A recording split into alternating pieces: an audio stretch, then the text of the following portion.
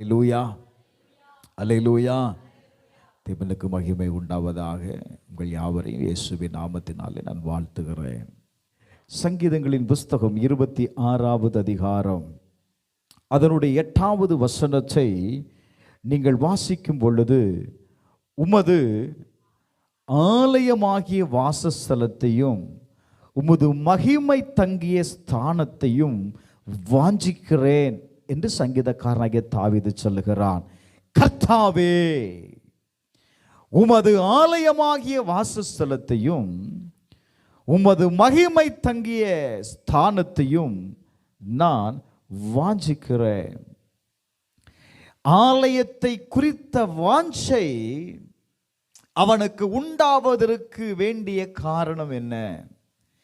ஏன் ஆண்டவருடைய வாசஸ்தலத்தை அவன் வாஞ்சிக்கிறான்? நீங்க முதல் 7 வசனத்தை நீங்கள் வாசிப்பீர்களே, ஆனால் வாஞ்சிக்கிற அவனுடைய வாழ்க்கையில அவன் எதையோ ஒன்னை எதிர்பார்க்கிறான். அவன் எதிர்பார்க்கிறதுனால அவன் ஆண்டவருக்கு முன்பாக சொல்லுகிற வார்த்தையை கவனிங்க. என்னை நியாய விசாரியும் ஆண்டவரே, என்னை பரிசித்து என்னை சோதித்து பாரும்.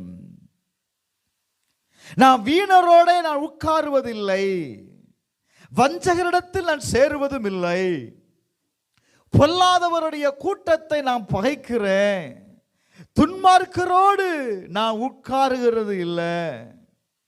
அப்ப நான் என்ன பண்றேன் அப்படின்னா, கர்த்தாவே, நான் துதியின் சத்தத்தை நான் என்ன செய்கிறேன்? தொனிக்க பண்ணுகிறேன். அவன் ஆண்டவருக்கு முன்பாக அவன் ஒரு காரியத்தை கேட்கிறான். ஆண்டவரே, உம்முடைய ஆலயத்தை நான் வாஞ்சிக்கிறேன். அதனால எனக்கு முன்பாய் இருக்கிற, என் கண்களுக்கு முன்பாய் இருக்கிற அந்த கிருபையை நான் பெற்றுக்கொள்ளும்படி, நான் காணும்படி ஏதாயிலும் தடையா இருக்குமே, ஆனா என்னை மன்னியும் அப்படின்னு தன்னை ஆராய்ந்து பார்க்கிறத பார்க்கலாம். நல்ல கவனிங்க. நம்முடைய வாழ்க்கையில ஆலயத்தை குறித்த வாஞ்சை நமக்கு எப்போ வருதோ அப்போ நம்மளால எதை பார்க்க முடியும் அப்படின்னா, நமக்கு முன்பா இருக்கிற கிருபைகளை பார்க்க முடியும்.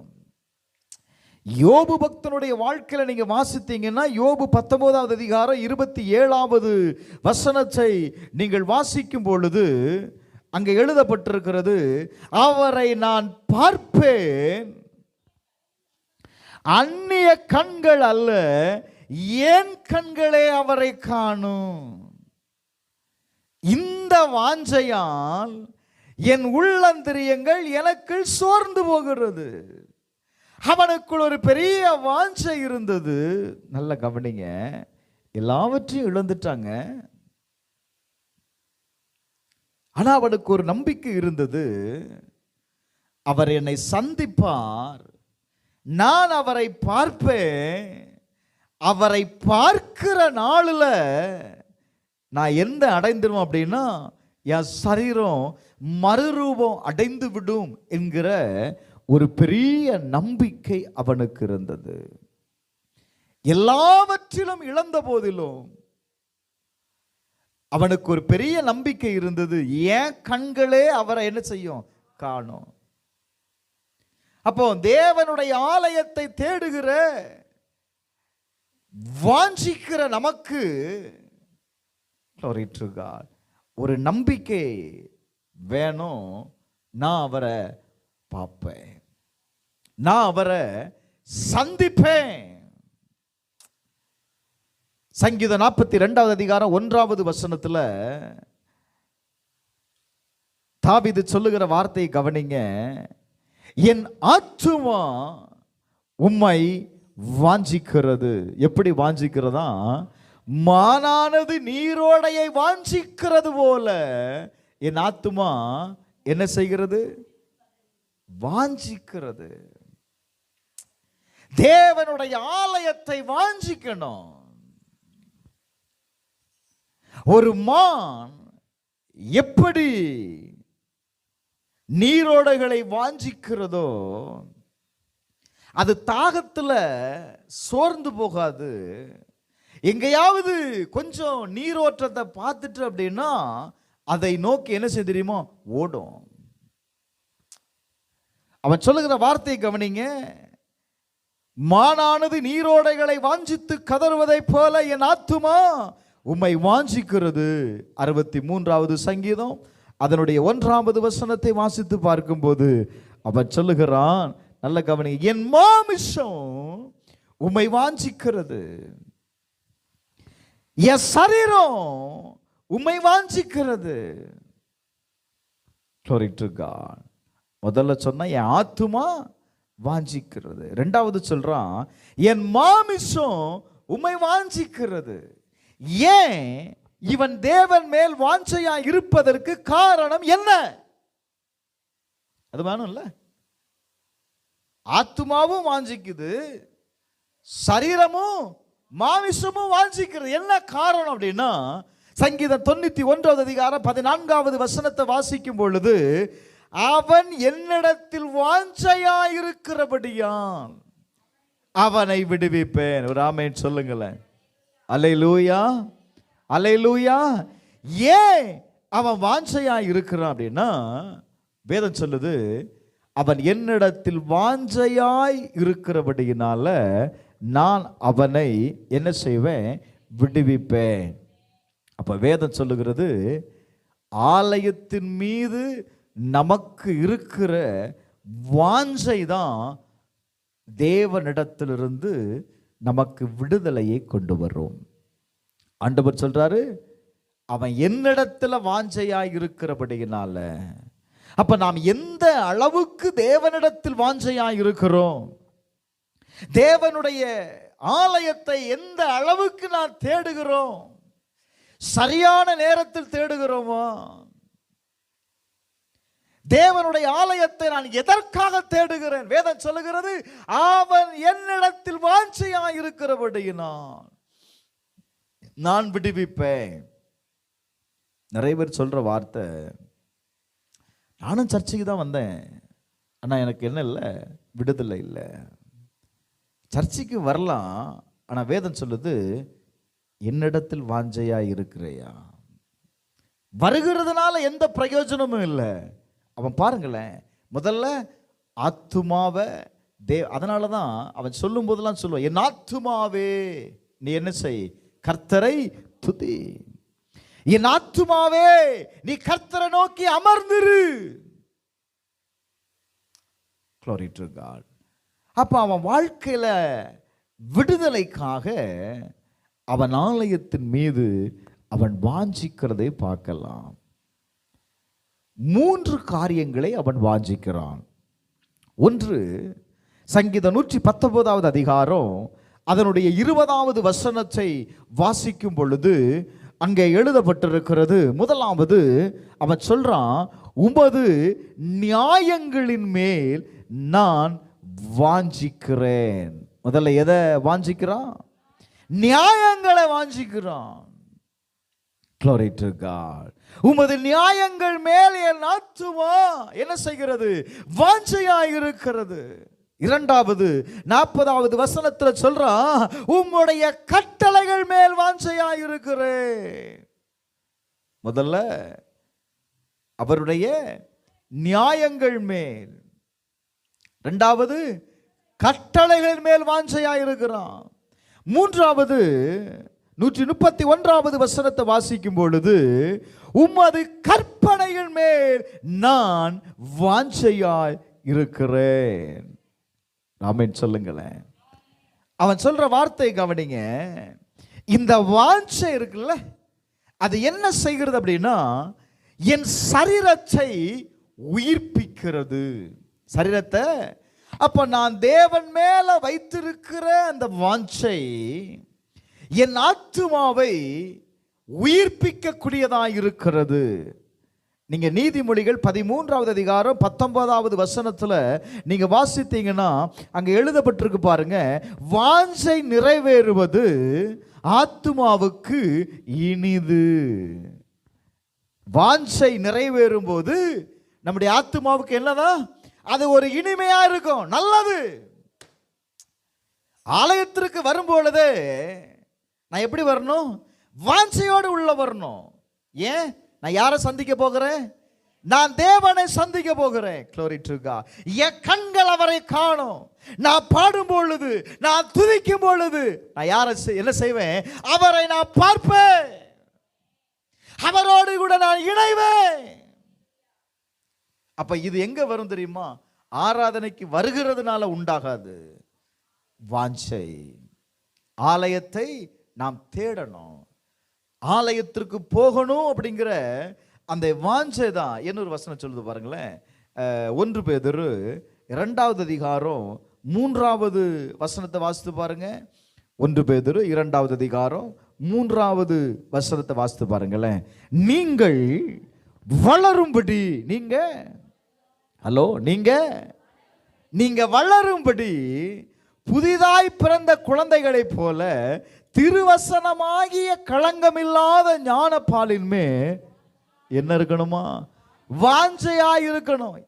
இந்த வசனத்தின் மேல, ஓ glory to God, நீங்க வாஞ்சையா இருந்தாதான் நீங்க வளர முடியுமே.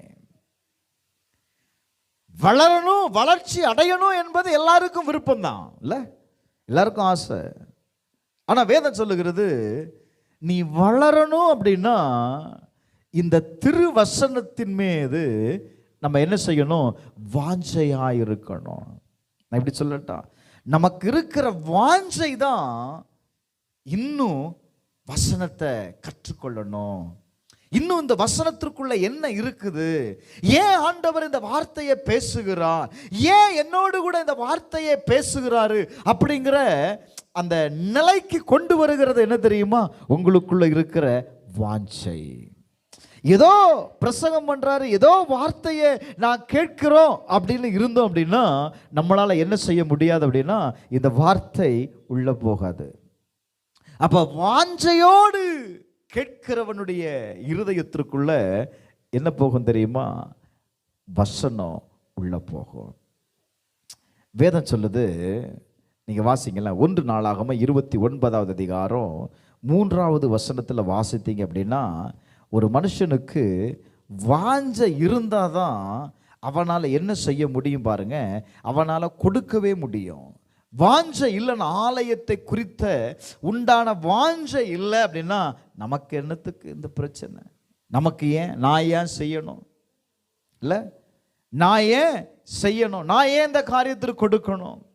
நல்ல கவனிங்க, வார்த்தை சொல்லுது பாருங்க, இன்னும் என் தேவனுடைய ஆலயத்தின் மேல் நான் வைத்திருக்கிற வாஞ்சையினால். ஆமென் சொல்லுங்களேன். எதனால? ஆலயத்தின் மேல இருக்கிற வாஞ்சையினால. அவன் என்ன சொல்றான் பாருங்க, பரிசுத்த ஆலயத்திற்காக நான் சவதரித்த அனைத்தையும் தவிர எனக்கு சொந்தமான பொன்னையும் வெள்ளியையும் என் தேவனுடைய ஆலயத்திற்கென்று நான் கொடுக்கிறேன். Glory to God. எது ஆலயத்திற்கு கொடுக்க வைக்கும்? வாஞ்சை. வாஞ்சை இல்லைன்னா நம்ம என்ன செய்ய மாட்டோம்? அந்த வார்த்தையை நல்ல கவனிங்க, என் தேவனுடைய ஆலயத்தின் மேல் நான் வைத்திருக்கிற வாஞ்சை, அதான் முக்கியம். சாதாரண யாரோ வச்சிருக்கிற வாஞ்சை இல்லை, நான் வைத்திருக்கிற வாஞ்சை. இன்னும் இந்த ஆலயத்திற்கு நான் என்ன செய்யணும்? அவன் சொல்றான், இந்த ஆலயத்திற்கு glory to God, எனக்கு உண்டான எல்லாவற்றிலும் இருந்து என் தேவனுடைய ஆலயத்திற்கென்று நான் கொடுக்கிறேன். ஏன் அவன் ஆலயத்திற்கு கொடுக்கிறான்? ஏன் ஆலயத்தின் மீது அவனுக்கு அவ்வளவு பெரிய வாஞ்சை?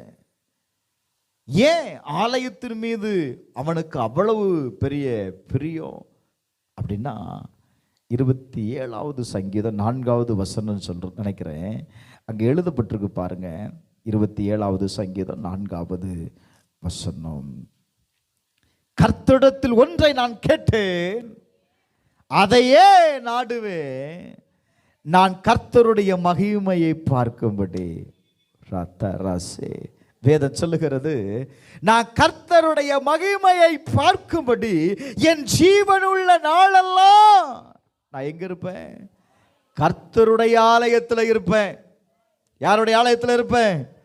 கர்த்தருடைய ஆலயத்தில் தங்கி இருப்பதையே நான் நாடுவேன். காரணம் என்ன? கர்த்தருடைய ஆலயத்தில் இருக்கிறவனுடைய வாழ்க்கையில அடுத்த வார்த்தை சொல்லுது, தீங்கு நாளில் அவர் என்னை தம்முடைய கூடாரத்தில் மறைத்து என்னை தமது கூடார மரவிலே ஒளித்து வைத்து என்னை கண்மலையின் மேல் உயர்த்துவார். அல்லேலூயா, அல்லேலூயா. இப்பொழுது என் தலை என்னை சுற்றிலும் இருக்கிற என் சத்துருக்களுக்கு மேலாக உயர்த்தப்படும். அது நிமித்தம் என் தலை என் சத்துருக்களுக்கு மேலாக உயர்த்தப்படும். அது நிமித்தம் நான் என்ன செய்வேன்? அவருடைய கூடாரத்தில் நான் பலியிட்டு கர்த்தரை பாடி அவரை கீர்த்தனம் பண்ணுவேன். ஹல்லேலூயா. எனக்கு அன்பானவர்களே, உனக்கு முன்பாக இருக்கிற சத்துருக்களை அவருக்கு முன்பாக நீங்க உயர்த்தப்படணும் அப்படின்னு சொன்னா அவன் சொல்றான் பாருங்களேன், தீங்கு நாள் எனக்கு பாதுகாப்பு தருகிறது இடம் ஆலயம்.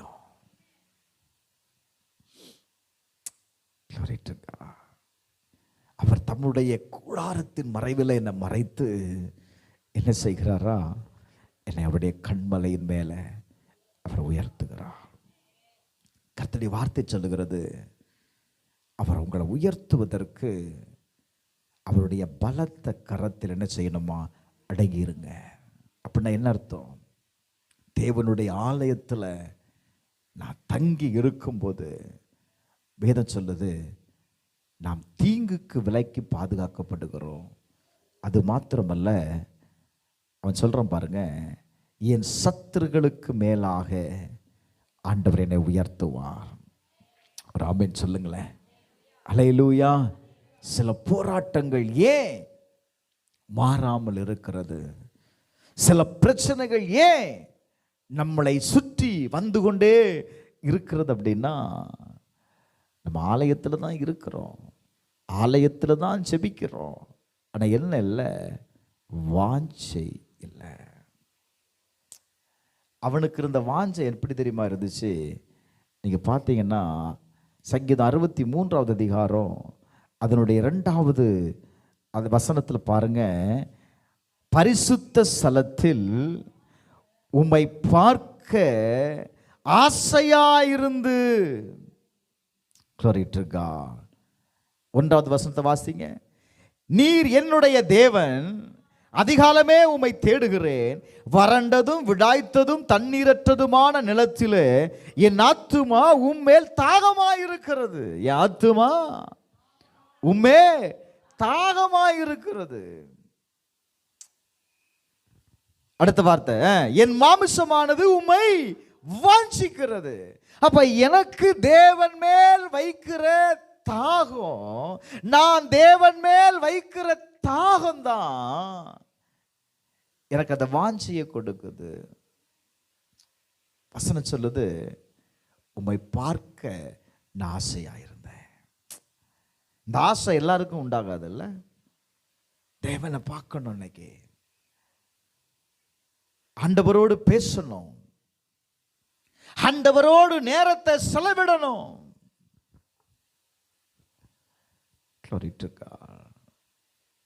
சுனமத்தியால் தன்னுடைய வாழ்க்கையில ஆண்டவரை தேடுறா.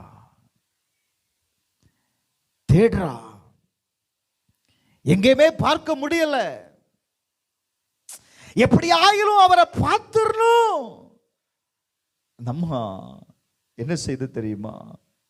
வருகிற போகிற ஆட்களிடத்துல கேட்கிறத நீங்க பார்க்க முடியும். என் நேசருக்காக நான் கதவை திறந்தேன், என் நேசரோ இல்ல. அவரை தேடினேன், அவரை காணல. Glory to God. ஓடுகிறான். என் நேசரை பார்த்தீங்களா? காரணம் என்ன தெரியுமா? அவரோடு கூட உள்ள உறவு இருக்கு பாருங்க. அந்த ரிலேஷன்ஷிப்பை நம்ம ஏற்படுத்திட்டோம் அப்படின்னா, ஐயோ ஆண்டவர் நமக்காக வெயிட் பண்ணுவாரு, ஆண்டவர் நமக்காக வெயிட் பண்ணுவாரு, அவர் வந்துட்டு போயிடக்கூடாது, நம்மளை தேடிட்டு போயிடக்கூடாது அப்படிங்கிற எண்ணம் வரணும். நான் எப்போ வேணாலும் போகலாம், எப்போ வேணாலும் அவர் வருவார் அப்படின்னா வரமாட்டார். அது ஒரு சரியான ஒரு ரிலேஷன்ஷிப் இல்லை. நான் சரியா தேவனை தேடினேன் அப்படின்னா அந்த வார்த்தையை நீங்க வாசிக்கலாமா? 5வது அதிகாரம் 1வது வசனம். என் சகோதரியே, என் மணவாளியே, நான் என் தோட்டத்தில் வந்தேன், என் வெள்ளப்போளத்தையும் என் கந்தவர்க்கத்தையும் சேர்த்தேன், என் தேன்கூட்டை என் தேவன் தேனோடு புசித்தேன், என் திராட்சரசத்தை என் பாலோடு குடித்தேன். சிநேகிதரே புசியுங்கள், பிரியமானவர்களே குடியுங்கள், பூர்த்தியாய் குடியுங்கள். நான் நித்திரை பண்ணினேன், இருதயமோ விழித்திருந்தது. கதவை தட்டுகிற என் நேசரின் சத்தத்தை கேட்டேன். என் சகோதரியே, என் பிரியமே, என் புறாவே, என் உத்தமையே, கதவை திற.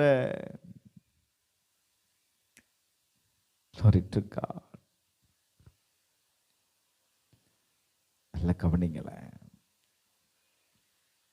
ஒருவன் என் சத்தத்தை கேட்டு கதவை திறந்தா, அடைத்திருக்கிற வீட்டில் ஆண்டவர் உள்ள வரமாட்டாரு.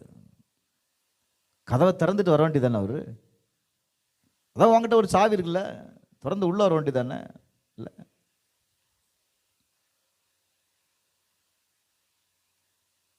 காத்திருக்கணும். வேதம் சொல்லுகிறது, உம்மை பார்க்க ஒரு ஆசை. அதுதாங்க நம்முடைய விருப்பத்தை நிறைவேற்றும். நீங்க தேவன் மேல வைத்திருக்கிற வாஞ்சை தான். ஏன்னா விருப்பங்களை கொடுக்கிறதே யார் அப்படின்னா கர்த்தர் தானே. சில நேரத்தில் தேவையில்லாத விருப்பம்லாம் இருக்கும், அதெல்லாம் ஆண்டவர் நிறைவேற்றவே மாட்டார். அப்போ அவருடைய விருப்பத்தை நான் அறிந்து கொள்வது எப்படி அப்படின்னா,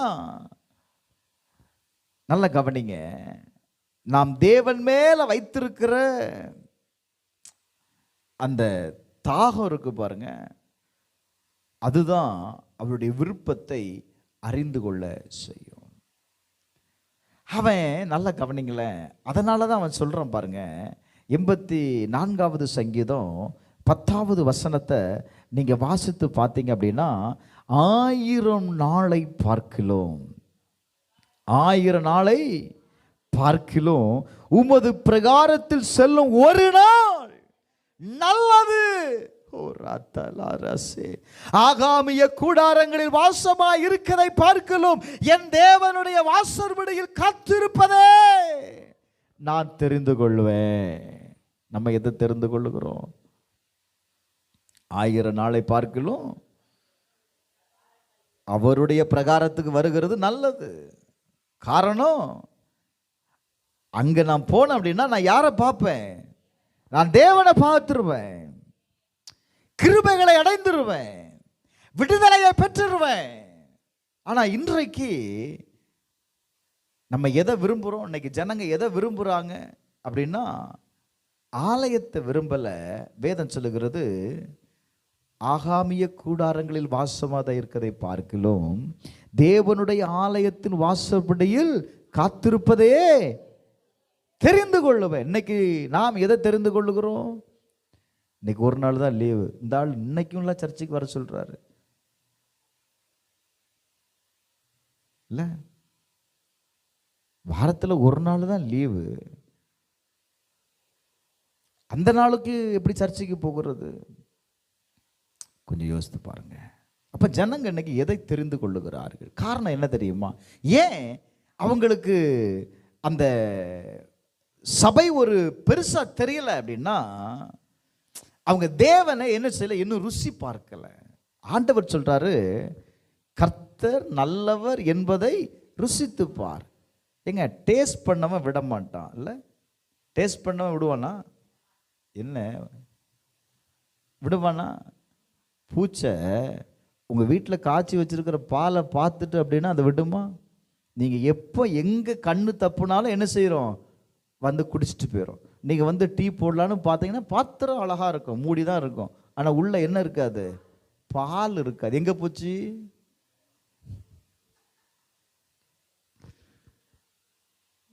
புரியுதா? அப்போ நல்ல கவனிங்க, கர்த்தர் நல்லவர் என்பதை நீ என்ன செய்யணும், ருசி பார்க்கணும். அது ருசி பார்க்காததுனால தான் அவங்களால என்ன செய்ய முடியல, கர்த்தரை தேட முடியல. இப்போ தாவீது இந்த அளவுக்கு 1000 நாளை பார்க்கலாம் தேவ பிரகாரத்தில் செல்லும் ஒரு நாள் நல்லது. ஏன்? அவருடைய பிரகாரத்தில் போனா எனக்கு எதை குறிச்சும் கவலை இல்லையா, எந்த தீங்கும் என்ன அது என்ன செய்யாது, அணுகாது. ஒரு பயலும் என்ன செய்ய முடியாது, கொலை செய்ய முடியாது. காரணம், கர்த்தர் எனக்கு யாரா இருக்கிறாரு, பாதுகாவலராக இருக்கிறார். என் சத்துருக்களை அவர் என்ன செய்வார் அப்படின்னா, அவர் நிர்மூலமாக்குவார். அவர்களுக்கு முன்பாக அவர் என்னை என்ன செய்வார் தெரியுமா, என்னை உயர்த்துவார். எத்தனை பேர் விசுவாசிக்கிறீங்க? தேவனுடைய ஆலயத்தை குறித்து உண்டான வாஞ்ச தானா வராது.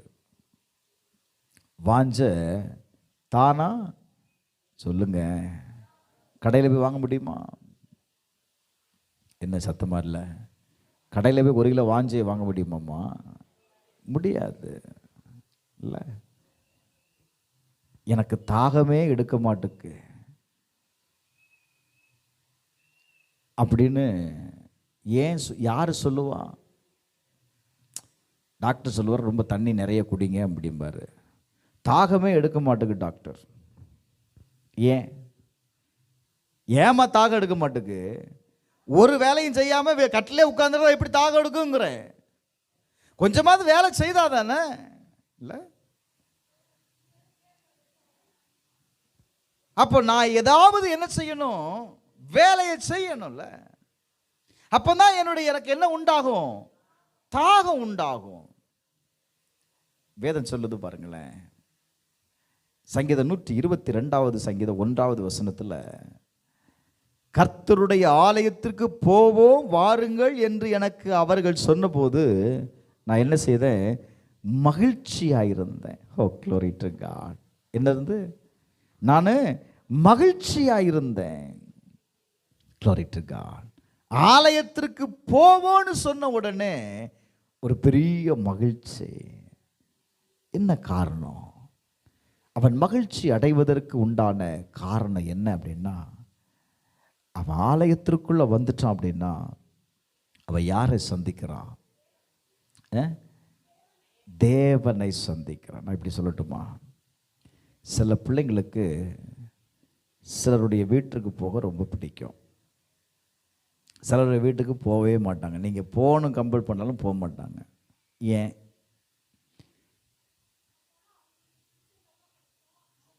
பிடிச்சதெல்லாம் கிடைக்கும், அதனால் போவாங்க. அந்த வீட்டுக்கு போனால் பிடிச்சது கிடைக்காது, அவங்க எப்போ பார்த்தாலும் அதை செய்யாத இதை செய்யாத, இங்கே உட்காராத அங்கே உட்காராதன்னு என்ன சொல்லிட்டு இருப்பாங்க, சொல்லிக்கிட்டே இருப்பாங்க. அதனால் அவங்கள என்ன செய்யாது, பிடிக்காது. ஆனால் நம்மால் சொல்கிறான், ஆலயத்திற்கு போவோம் வாருங்கள் என்று எனக்கு சொன்னபோது நான் மகிழ்ச்சியாக இருந்தேன். இப்போ தான் நான் காரணத்தை சொன்னேன். ஏன் அப்படின்னா, நீங்கள் ஆலயத்தை தேடுகிறது நிமித்தம் உங்களுக்கு என்ன உண்டாகும் தெரியுமா? அதே 9வது வசனம் நினைக்கிறேன், என் தேவனாகிய கர்த்தரின் ஆலயத்தின் நிமித்தம் உனக்கு என்ன உண்டாகுமா, நன்மை உண்டாகும் என்று எழுதப்பட்டிருக்கிறது. அப்போ ஆலயத்தை தேடுகிறவரின் நிமித்தம் என்ன உண்டாகும்? நன்மை உண்டாகும். அப்போ கர்த்தரை தேடுகிறது நிமித்தம் நமக்கு என்ன உண்டாகும்? நன்மை உண்டாகும். நான் அவரை சந்திச்சிட்டேன் அப்படின்னா, நான் அவரை பார்த்துட்டேன் அப்படின்னா, நான் எதை அடைந்து விடுவேன்? நான் நன்மையை பெற்றுக்கொள்வேன். நல்ல கவனிங்க. அன்னாள் தேவனுடைய ஆலயத்திற்கு வருவதற்கு முன்பதாக அவருடைய மன வேதனை எப்படி இருந்துச்சு அப்படின்னு தெரியும். துக்கமாக இருக்கிறா.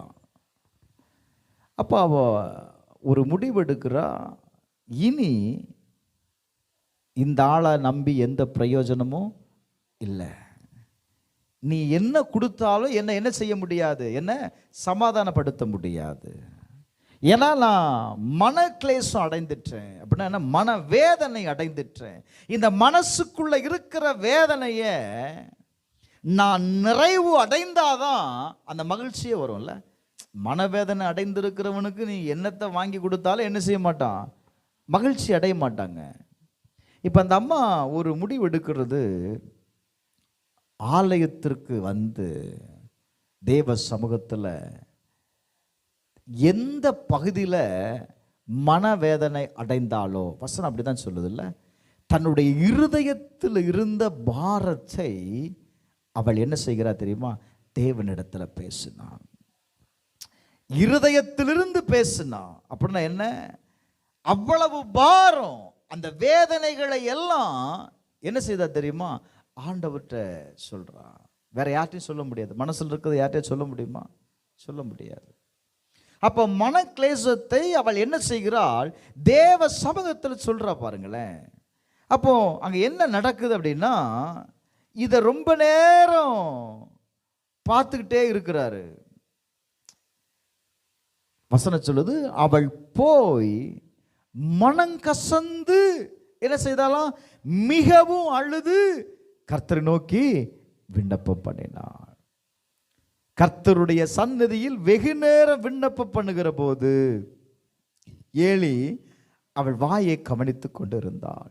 13வது வசனம் சொல்லுது, அன்னாள் தன் இருதயத்திலிருந்து பேசினாள். Glory to God.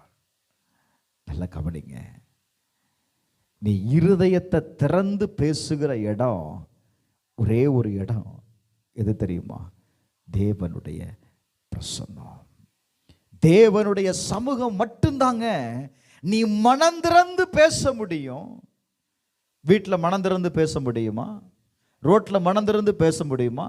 உன் நண்பர்கிட்ட மனம் திறந்து பேச முடியுமா? முடியாது. காரியத்தை சொல்லுவோம், ஆனா மனதுக்குள் இருக்கிறத அப்படியே ஹைட் பண்ணி என்ன பண்ணுவோம்? சொல்லுவோம்ல. ஏன்னா திறந்து பேசிடக்கூடாது. ஆனா தேவனுடைய ஆலயம் மட்டும்தான் நீ மனம் திறந்து பேசுகிற இடம். அந்த அம்மா மனம் திறந்து பேசினாள், இருதயத்திலிருந்து பேசினாள். நடந்தது என்ன தெரியுமா? ஏலி சொல்றான், நீ சமாதானத்தோடு போ, உன் விண்ணப்பம் கேட்கப்பட்டது. ஒரு ஆமென் சொல்லுங்களேன். ஹல்லேலூயா, ஹல்லேலூயா, ஹல்லேலூயா. வேதம் சொல்லுகிறது, அவருடைய கண்களில் உனக்கு தயவு கிடைத்தது. எனக்கு அன்பானவர்களே, நீ தேவனுடைய ஆலயத்தில் இருந்து நீ ஜெபிக்கும் பொழுது, அதனால தான் தாவீது சொல்லுகிறான், ஆலயத்தில் எனக்காக கிருபை வைக்கப்பட்டிருக்கிறது. எனக்கு முன்பாக கிருபை. கிருபை என்பது தேவனால் நமக்கு கொடுக்கப்படுகிற தயவு. இங்க வசனம் சொல்லுது, நீ என்ன செய்த? தயவை பெற்றுக்கொண்ட. கர்த்தரிடத்திலிருந்து நீ தயவை பெற்றுக்கொண்ட, நீ போ. அவ போனாங்க. அப்புறம் அவ என்ன செய்யல? துக்கமா இருக்கல. கொஞ்சம் நல்ல கவனிங்க. அப்ப நீங்க எந்த ஒரு காரியத்தையும் நீ தேவனுக்கு முன்பாக நீ இருதயத்திலிருந்து பேசும் பொழுது, நான் இப்படி சொல்றேன், நீங்க இருதயத்திலிருந்து பேசுகிற இடம் தான் தேவாலயம். நீ இருதயத்திலிருந்து பேசுகிற உன் சத்தம் என்ன செய்யப்படும் தெரியுமா? தேவ சமூகத்தில் எட்டும். ஒரு ஆமென் சொல்லுங்களேன். ஹல்லேலூயா, ஹல்லேலூயா. அதனால தாங்க நம்ம ஆளு என்ன செய்தான் தெரியுமா? தேவ சமூகத்தை, தேவனுடைய ஆலயத்தை அவன் தேடினான். இன்னொரு வார்த்தையை சொல்லி நான் முடிக்கிறேன் பாருங்க. ஏசாயா 38வது அதிகாரம் 20வது வசனத்தை வாசித்து பாருங்களேன். 38வது அதிகாரம். கர்த்தர் என்னை ரட்சிக்க வந்தார். Glory to God. கர்த்தர் என்னை ரட்சிக்க வந்தார். ஆகையால் எங்கள் ஜீவ நாளெல்லாம் கர்த்தருடைய ஆலயத்திலேயே என் கீத வாக்கியங்களை வாசித்து பாடுவோம் என்று எழுதி வைத்தான். ஓ, தேங்க் யூ ஹோலி ஸ்பிரிட். கர்த்தர் என்னை ரட்சிக்க வந்தார். தேவனுடைய ஆலயம் உங்களை ரட்சிக்கிற இடம். கர்த்தர் உங்களை சந்திக்கிற இடம். அவன் சொல்லுகிறான், என்னை என்ன செய்ய வந்தார்? என்னை ரட்சிக்க வந்தார். எங்கிருந்து வந்தார்? ஆலயத்திலிருந்து வந்தார். அப்ப தேவனுடைய ஆலயத்தில் இருந்து தேவனுடைய வார்த்தையை நான் கேட்கும் பொழுது அந்த வார்த்தை என்னை என்ன செய்யும் தெரியுமா? என்னை உணர்வடைய செய்யும், என்னை சுகமாக்கும். நான் நம்புகிற காரியத்தில் எனக்கு ஜெயத்தை தரும். அப்போ வார்த்தையை கேட்கும் பொழுதெல்லாம் நான் என்ன செய்யணும் தெரியுமா? வாஞ்சியோடு கேட்கணும். ஏங்க, நீங்கள் வேதத்தில் நீங்கள் நல்லா கவனிச்சிங்கன்னா, நமக்கு முன்பாக நன்மையும் இருக்கு, தீமையும் இருக்கு, ஆசீர்வாதமும் இருக்கு, சாபமும் இருக்கு. எல்லாமே நமக்கு முன்பாக கர்த்தர் வைத்திருக்கிறார். ஆண்டவர் சொல்றாரு, அதை என்ன செய்யணும் தெரியுமா? அதை சூஸ் பண்ணக்கூடிய வேலையை நம்ம கையில் கொடுத்துட்டார். நீ நன்மை வேணும் அப்படின்னா நீ நன்மையை எடுத்துக்கோ. நீ ஆசீர்வாதம் வேணும் அப்படின்னா நீ ஆசீர்வாதத்தை நீ எடுத்துக்கோ. ஆண்டவர் எந்த ஒரு காரியத்தையும் அவர் தானாய் செய்ய மாட்டார். வாக்கு தத்தத்தை கொடுத்தார், தேசத்தை கொடுத்தார். கொடுத்தவர் என்ன சொன்னார் தெரியுமா? அந்த வாக்கு தத்த தேசத்தை போய் எடுத்துக்கொள்ளுங்கள் அப்படின்னார். போய் சுதந்திரித்துக்கொள். கொஞ்சம் நல்லா கவனிங்க. அதுவரையிலும் நடத்தின ஆண்டவர் அவங்கள கானான்ல கொண்டு விட்டுருக்கலாம்ல, விட்டுருக்கலாமா இல்லையா? ஏன் விடலை? நம்ம அப்படித்தானே யோசிப்போம். 40 வருஷம் நடத்திட்டு ஓரத்தில் வந்து விட்டுட்டு போயிட்டாரு. போய் எடுத்துக்கொள். இப்ப இவங்களை நேர கொண்டு விட்டிருந்தார் அப்படின்னா அவன் என்ன செய்திருப்பான்? அங்க இருந்த ஜனங்களோடு சண்டை போட்டிருப்பான். அங்க இருந்த ஜனங்களோடு கூட இவன் மறுபடியும் என்ன செய்திருப்பான் தெரியுமா? அந்த தேசத்திற்கு வந்து முறுமுறுத்து. ஏன்னா ஏற்கனவே 40 வருஷம் அவன் வாழ்க்கையில என்ன வந்துட்டான்? முறுமுறுப்பே வாழ்க்கையாகி வந்துட்டான்ல. பேசாம அங்கேயே இருந்திருக்கலாம். இவங்க கூட சண்டை போடுறதுக்கு அந்த ஆள் நம்மளை கொண்டு வந்தாரு. முன்னாடி இருக்கிற நன்மையை பார்க்கல. லிசன், அவன் சொன்ன ஸ்டேட்மெண்ட் தான்ல, கர்த்தர் சொன்னபடியே அந்த தேசத்துல இருந்தது, நாங்க பார்த்தோம். ஆனாலும் அங்க யாரை பார்த்தோம்? ராட்சதர்களை பார்த்தோம். அவன் இருந்தா என்ன? நம்மால் அங்க என்ன செய்ய முடியாது? வாழ முடியாது. கொஞ்சம் நல்லா கவனிங்க.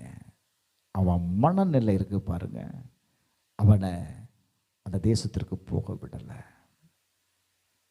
2 பேரும் சொல்றான், வாங்க போவோம், ஈஸியா நம்ம என்ன செய்திருவோம்? அவங்கள மேற்கொண்டுடலாம். ஏன்னா இந்த 40 வருஷம் எத்தனையோ போராட்டங்கள், எத்தனையோ காரியங்களை கடந்து வந்துட்டாங்க. அப்ப இவங்களுக்கு இன்னும் என்ன வரல அப்படின்னா, தேவன் மேல ஒரு நம்பிக்கை வரல. பாருங்களேன், இவன் 2 பேர் நம்பினா, மற்றவர்கள் எல்லாம் இவங்க சொல்றத கேட்டு சோர்வடைந்துட்டான். அங்க போவோம் அப்படிங்கிற அந்த வாஞ்சை இல்லாததுனால அவங்களால என்ன செய்ய முடியல, சுதந்திரித்து கொள்ள முடியல. இப்படி சொல்றேன், நம்மளுடைய விடுதலையே எதுல இருக்கு அப்படின்னா, நம்ம வாஞ்சையில தான் இருக்கு. நீங்க கர்த்தர் மேல வைக்கிற வாஞ்சை, நீங்க தேவனுடைய ஆலயத்தின் மேல நீங்க வைக்கிற வாஞ்சை உங்களை என்ன செய்யும், விடுதலையாக்கும். உங்களை என்ன செய்யும், நம்பிக்கை வரணும். தேவன் இந்த ஆலயத்தில் இருக்கிறார் அப்படின்னு நம்பணும். முதல்ல இதுதான் எனக்கு இருக்கு நம்ம பிரச்சனையே.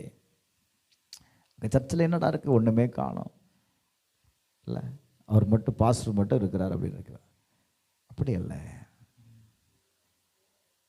உங்களால தேவனை உணர முடியும், உங்களால் அவருடைய பிரசன்னத்தை உணர முடியும். எப்போ தெரியுமா, என்னுடைய வாஞ்சை. ஆலயத்திற்கு வரும்பொழுதே எனக்குள்ள ஒரு முடிவு உண்டாகணும், நான் இன்னைக்கு ஆலயத்துக்கு போகிறேன், நான் அவரை சந்திப்பேன்.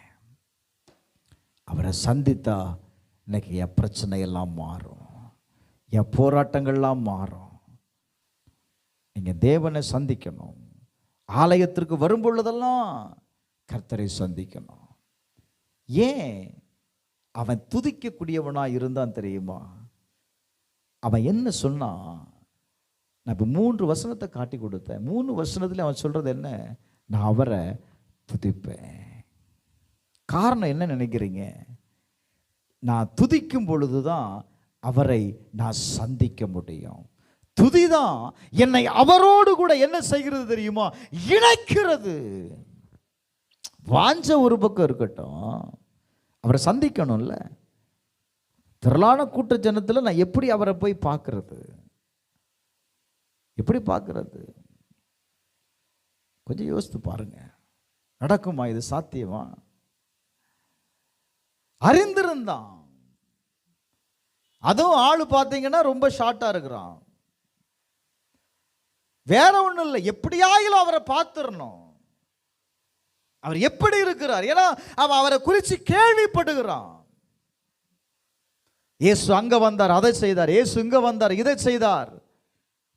அப்ப இவன் இயேசுவை பார்க்கணும்னு சொல்லி எல்லாரும் வருகிறதுக்கு முன்பாகவே இவன் ஓடி வந்து மரத்தில் ஏற்றான். தன்னை யாரும் பார்த்து விடக்கூடாதுன்னு சொல்லி அந்த இலைகளுக்குள்ளாக அவன் மறைந்து இயேசு எப்போ வருவார் அப்படின்னு பார்த்துட்டு இருக்கிறான். கூட்டத்தில் ஓரமா நின்று பார்க்க முடியுமா? அவனால முடியாது. காரணம் என்ன? அவன் ரொம்ப குள்ளமா இருக்கிறான். அப்ப பார்க்கிறதுக்கு ஒரே வழி என்னது? மரம். ஏறிட்டான், மரத்துல உட்கார்ந்து இருக்கிறான். இயேசு அந்த வழியா வாராரு. சகைவே இறங்கி வாங்குறாரு. அவ்வளவுதான். கூப்பிட்ட உடனே அவன் 2 கையும் விட்டு பொத்துன்னு கீழே விழுந்திருப்பான். இல்லை ஷாக்கா இருப்பானா இல்லையாங்க? யாரும் பார்த்துடக்கூடாதுன்னு ஒளிஞ்சிருக்கிறான். இவர் நேராக அங்கே வந்து நின்று டேய் சகைவு இறங்கி வாங்குறாரு. எப்படி இருக்கும்? கொஞ்சம் யோசித்து பாருங்க. இறங்கி வந்தான். அவன் சந்தித்த சந்திப்பு 2 காரியத்தை செய்துச்சு. ஒன்று, அவன் செய்த பாவங்கள் மன்னிக்கப்பட்டது. 2, அவருடைய வீட்டிற்கு ரட்சிப்பு வந்தது. அவனோடு கூட இருந்த ஜனங்கள்லாம் சொன்னாங்க, இவன் ஒரு பாவியான மனுஷன் ஆயிற்று, அநியாயமா வாங்குறவன். உடனே உணர்வு அடைஞ்சிட்டாங்க. அவர் அதெல்லாம் குறித்து பேசல. எப்ப நீ வாங்கினியான்னு கேட்டாரா? இல்லை. நீ எவ்வளவு வாங்கினு கேட்டாரா? இல்லை. அவங்ககிட்ட எவ்வளவு வாங்கின, இவங்கிட்ட எவ்வளவு வாங்கின, ஏதாவது இயேசு கேட்டாரு? ஒண்ணுமே கேட்கல. இவனா சொல்ல ஆரம்பிக்கிறான், நான் யார்கிட்டயாவது நான் வாங்கியிருந்தா 2 தனியாக கொடுத்துருதேன்ப்பா, 4 தனியாக நான் கொடுத்துருதேன் ஆண்டவரே. விட்டுருக்கு போனா ஒரு பெரிய ரட்சிப்பு. நான் சொல்கிறேன், தேவனுடைய ஆலயத்தில் கடந்து வந்திருக்கிற நம்முடைய வாழ்க்கையில் ஆண்டவர் சொன்னார், நான் ரட்சிக்க வந்திருக்கிறேன், உன் குடும்பத்தை ரட்சிக்க வந்திருக்கிறேன், உனக்கு சமாதானத்தை கொடுக்க வந்திருக்கிறேன், உன்னை விடுவிக்க நான் வந்திருக்கிறேன், உன்னை விடுவிக்க நான் வந்திருக்கிறேன். இன்னைக்கு ஆண்டவர் சொல்றார், உன்னை விடுவிக்க நான் வந்திருக்கிறேன். நீ செய்ய வேண்டியதெல்லாம் ஒன்னே ஒன்று, என்ன தெரியுமா? ஆண்டவரே, என்னை உமக்கு முன்பாக நான் நிறுத்துகிறேன், என்னை நியாயம் விசாரியும். நீர் என்னை விடுவிப்பதற்கு ஏதாயிலும் தடையா இருக்குன்னா என்னை மன்னிச்சிருங்கப்பா, என்னை சோதித்து பாருங்க, உம்முடைய சத்தியத்தில் நான் நடக்கிறேனா என்று என்னை ஆராய்ந்து பாரு. நான் நடக்கலைன்னா அப்படியே விட்டுட்டு போயிடாதங்க, அந்த சத்தியத்தில் நடக்க எனக்கு உதவி செய்யும். இல்லை, உம்முடைய சத்தியத்தில் நடக்கிறேனா? நான் எத்தனையோ வசனத்தை நான் கேட்டுட்டேன்ப்பா, நான் நடக்கிறேனா நடக்கலையா? நான் நடக்கலைன்னு சொன்னா என்னை விட்டுட்டு போயிடாதுங்க, என்ன நடத்துங்க. இன்னைக்கு எத்தனை பேர் நீங்க சொல்ல முடியும், ஆண்டவரே, என் நாட்களை நான் வீணரோடு உட்கார்ந்து வீணான காரியத்தை பேசி பேசி உங்க மேல எனக்கு வாஞ்சை இல்லாமலேயே போயிட்டுப்பா. நான் துன்மார்க்கனோடு உட்கார்ந்ததுனால நானும் துன்மார்க்கமாய் நடக்க ஆரம்பித்துட்டேன். உங்களால சொல்ல முடியுமா? உங்களால சொல்ல முடியுமா? Glory to God. எல்லாரும் எழுந்து நிற்போமா? எத்தனை பேர் நீங்க சொல்றீங்க, என் துன்மார்க்கத்திலிருந்து நான் வீணரோடு உட்கார்ந்த நாட்களை எனக்கு மன்னித்து. இன்னைக்கு நம்ம அநேக வீணான காரியங்களை பேசுகிறதுனால தான் சிஸ்டர் நாம் வீணராய் போய்விடுகிறோம். துன்மார்க்கனோடு கூட நான் உட்காருகிறதுனால தான் அநேக நேரத்தில் தேவனால நமக்கு உதவி செய்ய முடியாமல் போய்விடுகிறது. அவன் சொல்லுகிற வார்த்தையை கவனிங்க, என்னை கழுகும் ஆண்டவரே, நான் வீணாய் பேசின வார்த்தைகளை மன்னியும், துன்மார்க்கனுடைய ஆலோசனையில் நடவாமல், பாவிகளுடைய வழியில் உட்காராமல், இரவும் பகலும் உம்முடைய வேதத்தில் ஆண்டவரே தியானமாய் இருக்க எனக்கு வாஞ்சையை தாங்கப்பா. எத்தனை பேர் கேட்குறீங்க? வாஞ்சை உள்ளவனை கர்த்தர் விடுவிக்கிறார். சிஸ்டர், உங்கள் வாஞ்சை தான் உங்களுக்கு விடுதலை கொண்டு வரும். எத்தனை பேர் ஒப்பு கொடுக்குறீங்க? கர்த்தர் உன்னோடு பேசுகிறார். எத்தனை பேர் ஒப்பு கொடுக்குறீங்க? ரக்கல் பனா சேகே தினி பனா ஹல் பனா தினவி அத்தல் கடா. உங்கள் ஆலயமாகிய வாசஸ்தலத்தையும் உடைய மகிமை தங்கிய ஸ்தானத்தையும் நான் வாஞ்சிக்கிறேன்ப்பா. என் ஜீவனுள்ள நாளெல்லாம் உம்முடைய ஆலயத்தில் காத்திருப்பதையே நான் வாஞ்சிக்கிறேன் ஆண்டவரே. சொல்ல முடியுமா? கர்த்தர் சொல்றாரு, என் ஆலயத்தை குறித்து வாஞ்சையா இருக்கிறவனுடைய வாழ்க்கையில ஒரு நன்மையும் குறைவுபடாது. கர்த்தர் சொல்றாரு, ஆலயத்து நிமித்தம் அவனுக்கு நன்மை உண்டாகும். நீ ஆலயத்தை தேடுகிறது நிமித்தம் நன்மை உண்டாகும் சிஸ்டர். ஆலயத்து நிமித்தம் உனக்கு நன்மை உண்டாகும் பிரதர். சுவாசி, ஆலயத்தை தேடி வா,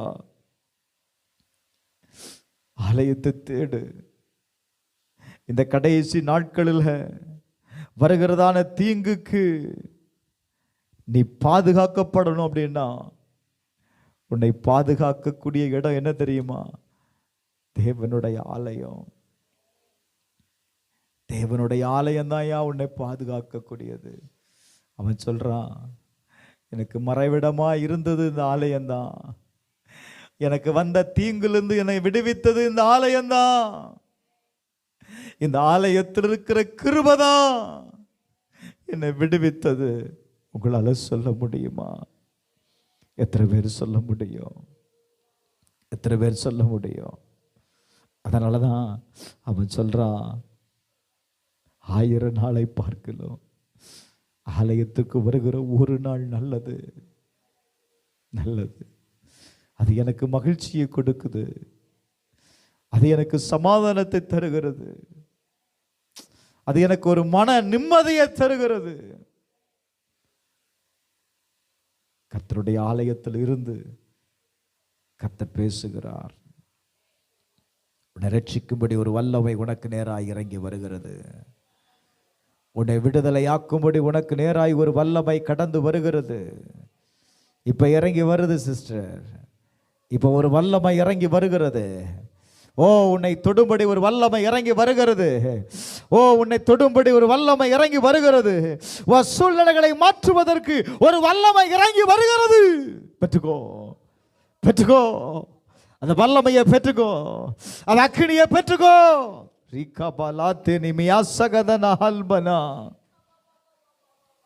இறங்குது,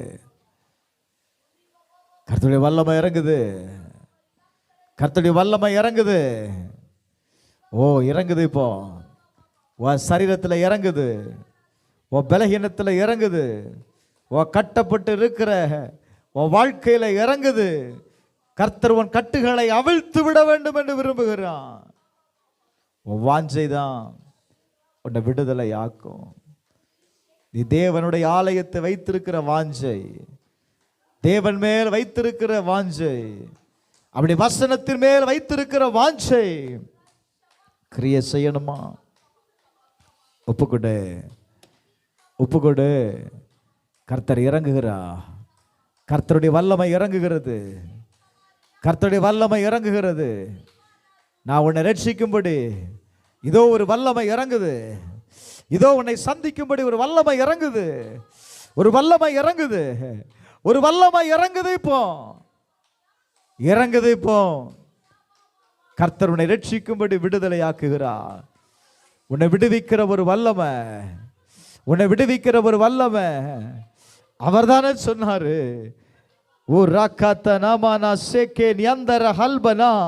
அவன் என் மேல் வாஞ்சையா இருக்கிறபடியினால அவனை விடுவிப்பேன்னு சொன்னார்ல. உன்னை விடுவிக்கும்படி நீ வாஞ்சையோடு வந்திருக்கல. நீ வாஞ்சையோடு வந்திருக்கல. இந்த ஆலயத்திற்கு நீ வாஞ்சையோடு வந்திருக்கல. வாஞ்சையோடு வந்திருக்கிற ஒண்ணு நான் விடுவிப்பேன். Right now, right now. விடுதலை உண்டாவதாக, விடுதலை உண்டாவதாக. இயேசுவின் நாமத்தினால விடுதலை உண்டாவதாக, விடுதலை உண்டாவதாக, விடுதலை உண்டாவதாக. சரீரத்தில் விடுதலை உண்டாவதாக. ஓ, விடுதலை உண்டாவதாக. குடும்பத்தில் விடுதலை உண்டாவதாக. குடும்பத்தில் சமாதானம் உண்டாவதாக.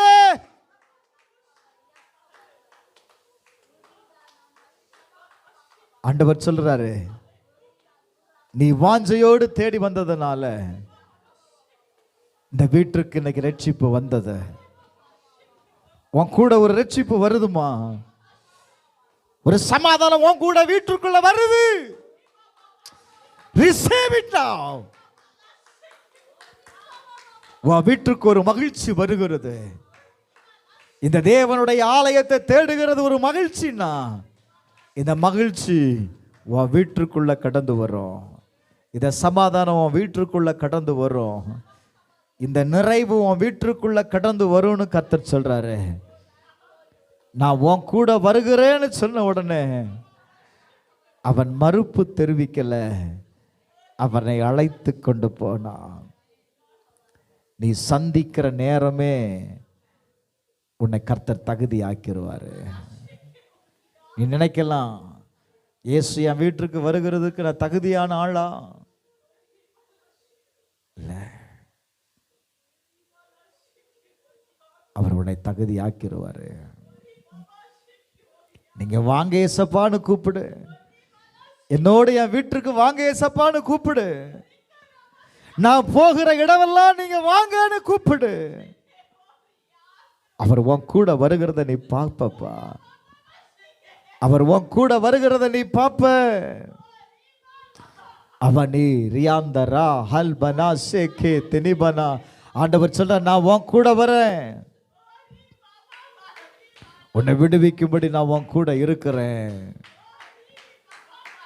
சூழ்நிலைகளை பார்க்காத, பிரச்சனைகளை பார்க்காத, கூட இருக்கிற நபர்கள் பேசுகிறத பார்க்காத. அவன் குறைகளை தான் பேசுவான். ஆனால் நிறைவானவர் வரும்போது உன் வாழ்க்கையில் இருக்கிற குறைவுகள் எல்லாம் நிறைவாயிரும். உன் கூட இருக்கிற நிறைவானவரை பாரு, குறை சொல்றவனை பார்க்காத. உன் கூட இருக்கிற நிறைவானவரை பாரு. நிறைவான ஆவியானவர் வந்துட்டார்னா உன் வாழ்க்கையில் இருக்கிற குறைவுகள் தானா விளைகிறோம். சிஸ்டர், எத்தனை பேர் ஒப்பு கொடுக்குறீங்க? எத்தனை பேர் ஒப்பு கொடுக்குறீங்க? நான் உங்களுக்காக ஜெபிக்க போகிறேன். எங்கள் பரலோக பிதாவே, ஒப்பு கொடுக்குற ஒவ்வொருவருக்காக நான் ஜெபிக்கிறேன்ப்பா. இந்த மத்தியான வேளையில் கர்த்தருடைய வல்லமை இவர்கள் மேல் இறங்குவதாக. கர்த்தருடைய வல்லமை இறங்குவதாக. ஆண்டவரே, இவங்க எந்த அளவுக்கு வாஞ்சையாய் வந்தாங்களோ அந்த வாஞ்சை இன்னைக்கு அவர்களை விடுவித்ததற்காக ஸ்தோத்திரம். விடுவித்ததற்காக ஸ்தோத்திரம். பூரண சமாதானத்தோடு நீர் இவர்களை காத்து கொள்ளுகிறதற்காக ஸ்தோத்திரம். இயேசுவின் நாமத்தில் ஜெபிக்கிறேன் நல்ல பிதாவே, ஆமென்.